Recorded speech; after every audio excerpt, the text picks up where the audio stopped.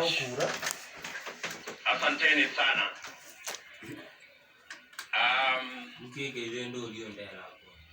Your Excellencies, Ambassadors, and High Commissioners present, Your Lordship, Bishops, and members of the clergy in the Republic of Kenya, my good deputy, Rigathi Gachagua, distinguished members of the Independent Electoral and Boundary Commission, led by Chairman Wafula Chebukati, fellow countrymen and women, good evening. It is a wonderful evening, and I want to thank God that we are here this evening to witness this momentous occasion as the people of Kenya restate what is in Article 1 of the Constitution of Kenya, that all sovereign power belong to the people of Kenya. I want to thank God for getting us to this point. I want to thank God that today we have concluded this election. I know that there were predictions that I won't get to the ballot. There were predictions that we won't get here. But because there is a God in heaven, we're here. And I want to, in a very special way, say and confess that without God, we wouldn't have been here. My gratitude also goes to the people of Kenya, the millions who listened to us, the millions who participated in our campaigns peacefully, the millions who turned up to vote for us on 9th of August, and the millions who have waited patiently until this announcement has been made. Specifically, I want to thank my fellow countrymen and women because we have raised the bar in this election. Jointly, we have raised the bar.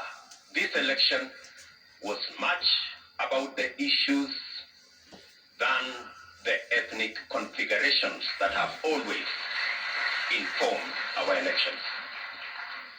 Gratitude goes to the millions of Kenyans who refused to be boxed into tribal cocoons. I am a very proud Kenyan this evening that the people of Kenya have raised the bar on us who are seeking leadership in our country. Not to sell our ethnicities, but to sell our programs, our agenda, and our plan. Let me also say right at the start that in here and in this election, there are no losers. The people of Kenya have won because we have raised the political bar. I want to say that the people of Kenya, led by the 14 million who turned up to vote, are the biggest winners The hero of this election is the IEBC, led by Wafula Chebukati. I say this with conviction that the IEBC amazed all of us. With the results in the public portal, all the servers were open. And everybody, all you needed is a simple calculator, and you would have the results. I want to congratulate the IEBC for raising the bar. And I want to say, without fear of any contradiction, that one Wafula Chebukati is our hero. Soft-spoken, but firm. And I want to tell you, Mr. Chairman, we are very proud that without informing any one of us, you put all the results from all the 7 stations, a public portal where any Kenyan could access. That became the game changer in this election.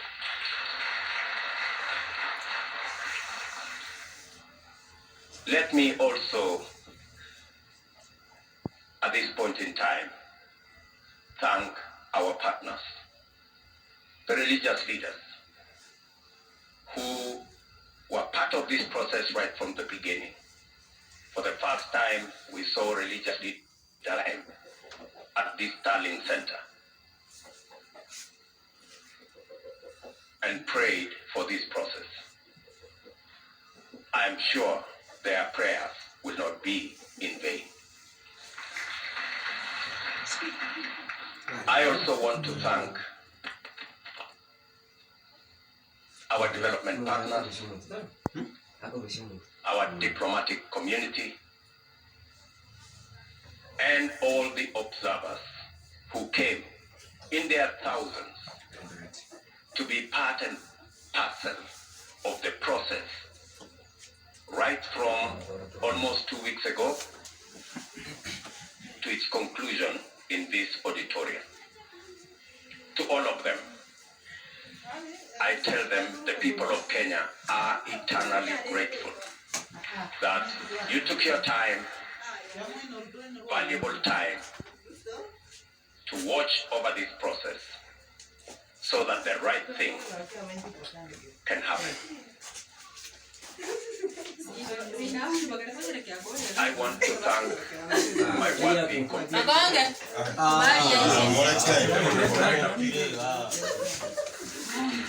for a campaign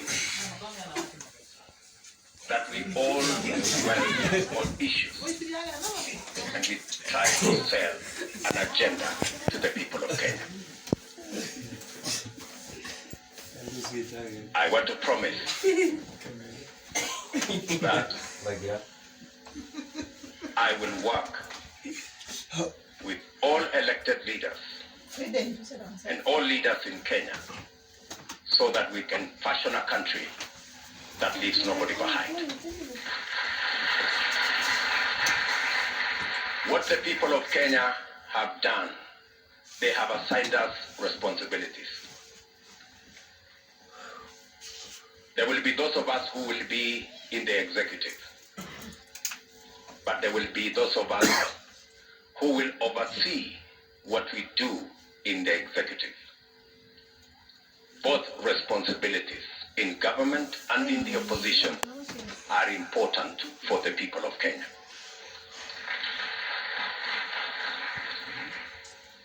I want to promise the people of Kenya that I will run a transparent, open, democratic government. And I will work with the opposition to the extent that they provide oversight over my administration.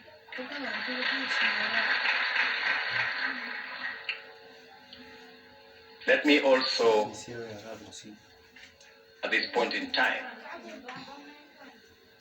acknowledge my boss, the President of the Republic of Kenya, His Excellency Uhuru Kenyatta, who has worked with me over the last 10 years in various forms. And I want to commit to the people of Kenya that I will build on the foundation that President Kenyatta and I put together and take this country to the next level. I want to promise all the people of Kenya, whichever way they voted, that this will be their government. I know many are wondering, especially those who have done many things against us. I want to tell them that they have nothing to fear. There is no room. There is nothing. There is no room for vengeance. There is no room for looking back. We are looking into the future. I am acutely aware that our country is at a stage where we need all hands on deck to move it forward. We do not have the luxury to look back. We do not have the luxury to point fingers. We do not have the luxury to apportion blame. We must close ranks and work together for a functioning, democratic, prosperous Kenya. I want to thank the members of my team,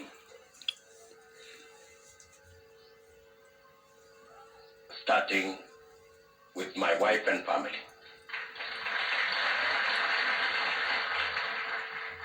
and many other prayer warriors in Kenya.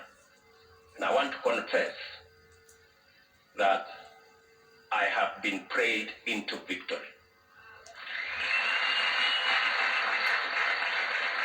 It is not our effort. And my team knows. We were working against the odds, many odds at that. But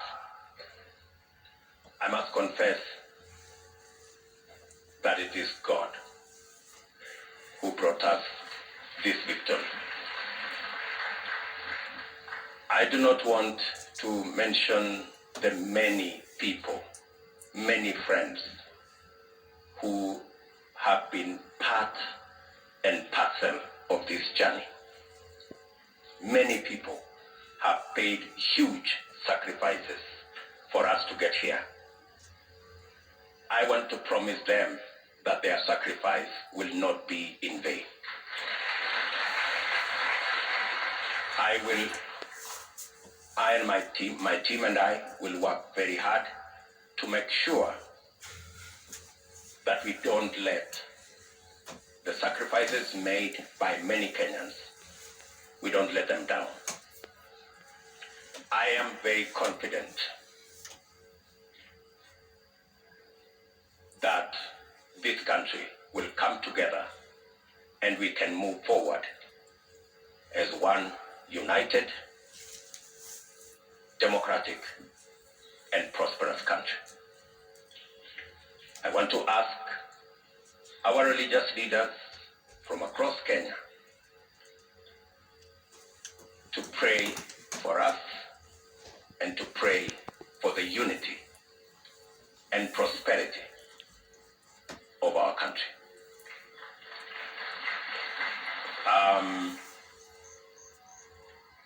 I will not want to say more than that because I will be making other statements in the course of time. But let me say to all of you, thank you very much for being here this evening to witness this very historic, democratic occasion that moves our country to the next level. And let me thank my very able deputy, Rigathi Gachagua, for the sacrifice and the commitment he has demonstrated and the hard work he has put in, together with all our teams, Musalia Mudavadi, Moses Otangula, J.B. Muturi, Mr. Mutua, Amazon Kingi, and all. Let me not go down that route because I will disappoint some people because that list is very long, especially the men and women members of parliament who were elected with us in Jubilee. And they have paid a heavy price for us to get here. Ladies and gentlemen, waheshimiwa, let me say, I owe you. You are great people. The sacrifices you made, withstanding the many incidences of blackmail and threats, I want to tell you, you have earned your place in the history of Kenya. Because today,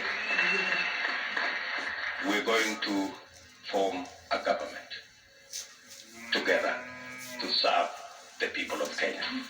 So, with those many remarks, let me say to all the people of Kenya, I give you my word that I will work hard to make sure that this nation moves to the next level. Is united and is prosperous. Asanteni sana.